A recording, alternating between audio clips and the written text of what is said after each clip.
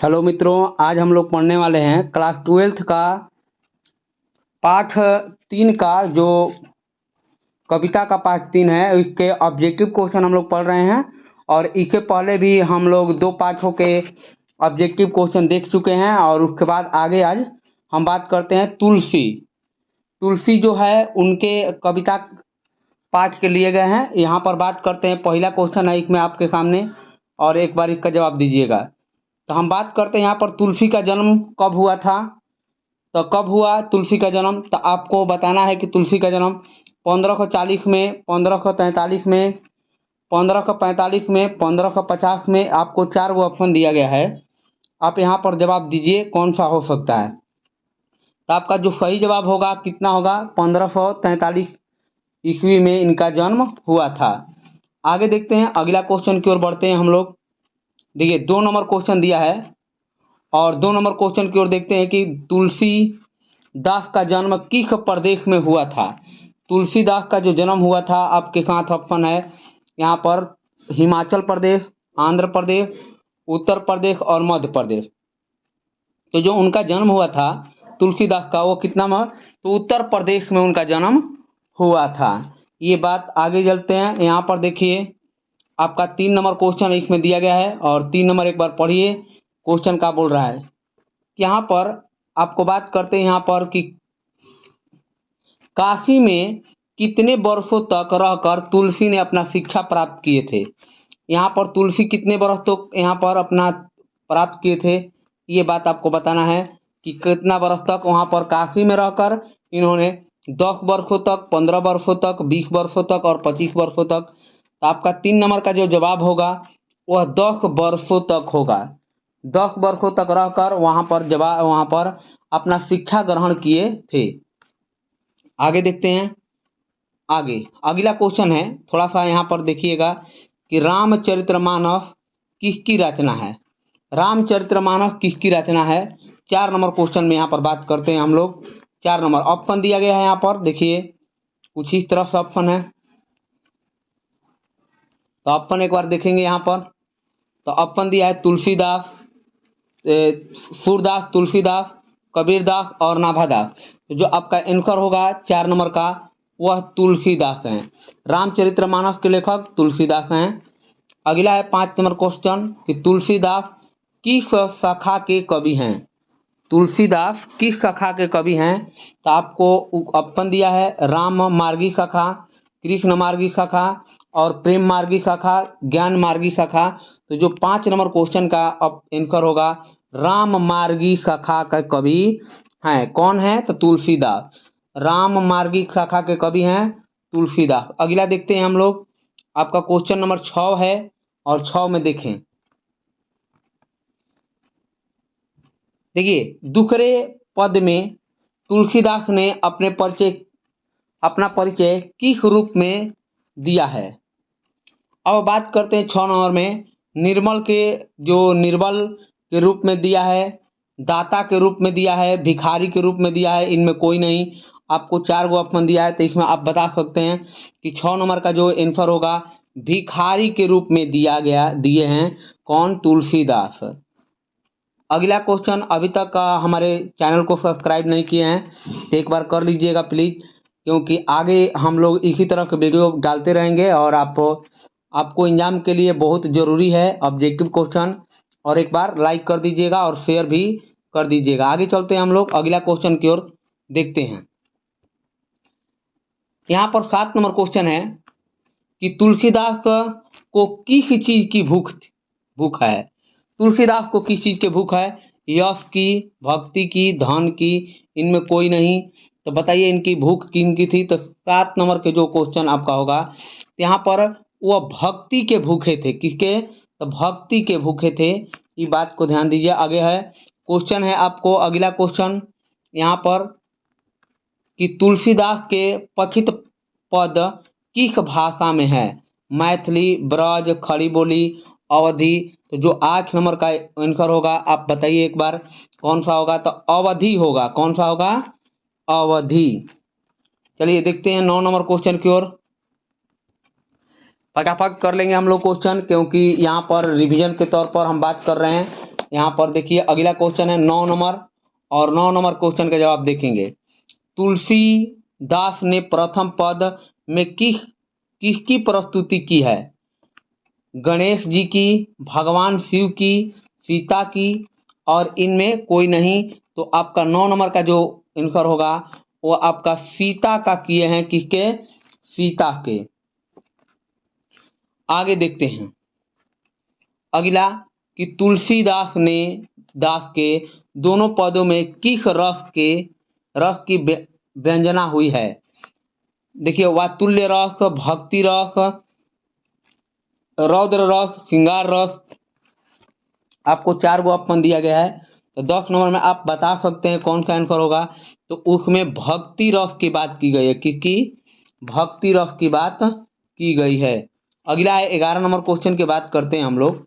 11 number question में आपको हम बात करते हैं कि यहाँ पर ध्यान दीजिए कि तुलसीदास ने प्रथम पद में अपना परिचय किस रूप में दिया है। यहाँ पर बहुत अच्छा क्वेश्चन है कि तुलसीदास ने प्रथम पद में अपना परिचय किस रूप में दिया है? राम भक्त के रूप में, या कवि भक्त के रूप में, दीन के दुखिया के रूप में, या सीता के दास के रूप में दिया है। तो आपको 11 नंबर क्वेश्चन के रूप में सीता के दास के रूप में दिया है परिचय। सीता के दास के रूप में वो बनना चाहते हैं और उसी में बोले हैं कि हे माँ मैं आपके दासी हूँ, एक बार राम को बोल देना। ये बात बताने के लिए बोले हैं। देखिए आगे कहते हैं अगला, देखिए कबतुक अम्ब अवसर पाई, यानी कि आप कबहू एक अवसर पाई। अम्ब संबोधन किसके लिए किया गया है? अम्ब के मतलब होता है, जो यहाँ पर बात किया गया अम्ब, अम्ब के मतलब होता है माँ सीता को कहते हैं अम्ब। इसीलिए सीता के लिए बात कही गई है, अम्ब की बात करते हैं और सीता के लिए प्रयोग किया गया है। हे अम्बे, हे माँ की बात कहते हैं कौन? जो तुलसीदास हैं वो कहते हैं माँ सीता को। आगे बताते हैं क्वेश्चन है 13 नंबर। एक बार कौन तुलसीदास के मित्र नहीं थे? महाराजा मानसिंह, कोकरमल, सूरदास, नाभादास। तो इसमें आपको 4 गो ऑप्शन दिया है 13 नंबर में। आप बताइए कौन सा हो सकता है? तो इसमें सूरदास जो हैं वह तुलसीदास के मित्र नहीं थे। तुलसीदास के मित्र नहीं थे, ये बात ध्यान दीजिए। आगे चलते हैं हम लोग। यहाँ पर क्वेश्चन है अगला कि कौन सी रचना तुलसीदास की है? कौन सी रचना तुलसीदास की है? एक बार पढ़िए। का इसमें दिया गया है सुरसागर, विनय पत्रिका, प्रायश्चित, या पद्मावत। यहाँ पर आपको 14 नंबर क्वेश्चन में जवाब देना है। बताइए कौन सा होगा? तो यहाँ पर विनय पत्रिका जो था वह तुलसीदास की है। विनय पत्रिका बहुत अच्छा उन्होंने लिखे थे। आगे देखते हैं। यहाँ पर आपको थोड़ा सा समझ में आया होगा। यहाँ पर देखिए थोड़ा सा क्वेश्चन को एक में देखते हैं। कौन सी, यहाँ पर ऑप्शन दिया है कौन सी, थोड़ा सा ध्यान देते रहिएगा। कौन सी रचना तुलसीदास की नहीं है? यहाँ पर लिखा गया है, थोड़ा सा कम दिखाई दे रहा है, कोई बात नहीं, हम इसको पढ़कर सुना दे रहे हैं। कौन सी रचना तुलसीदास की नहीं है? आगे देखते हैं। ऑप्शन इसमें दिया गया है, आपको बताना है कौन सी रचना नहीं है। देखिए पर्वती मंगल, या भैरव्य सदीपनी, या आखिरी कलम, कवितावली किसकी इसमें कौन सी नहीं है? तो 15 नंबर का जो ऑप्शन होगा आखिरी कलम है, ये म है। एक बात ध्यान रखिएगा, म कर दीजिएगा उसको, कलम है। आखिरी कलम उनकी रचना नहीं थी। आगे बताइए कवितावली के रचनाकार हैं।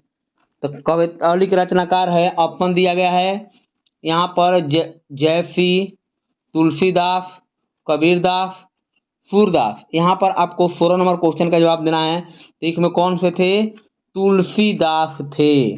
कौन थे? तो तुलसीदास। अगला क्वेश्चन की ओर बढ़ते हैं हम।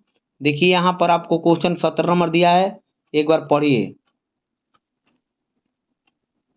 हनुमान क्या कहा है, हनुमान बाहुक को तुलसीदास की किस कृति का एक अंग माना जाता है।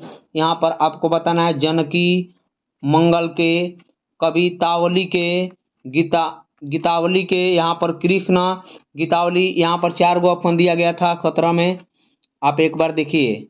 तो इसमें आपका कौन सा जवाब होगा, तो बी नंबर कवितावली के लिए वो दिए बताए हैं कृति एक अंग माना है, ये बात ध्यान दीजिए। आगे चलते हैं हम लोग, अगला यहाँ तक क्लियर है, आगे देखेंगे। एक बार यहाँ पर देखिए, अगला क्वेश्चन है, रामचरितमानस का प्रधान रस है। देखिए, वीर रस, श्रृंगार रस, करुणा रस, भक्ति। इसमें आपको बताना है कि 18 में कौन सा होगा। तो 18 में क्वेश्चन आप बताइए, इसमें भक्तिर जो है इसमें प्रधान रस है। आगे देखें 19 नंबर क्वेश्चन,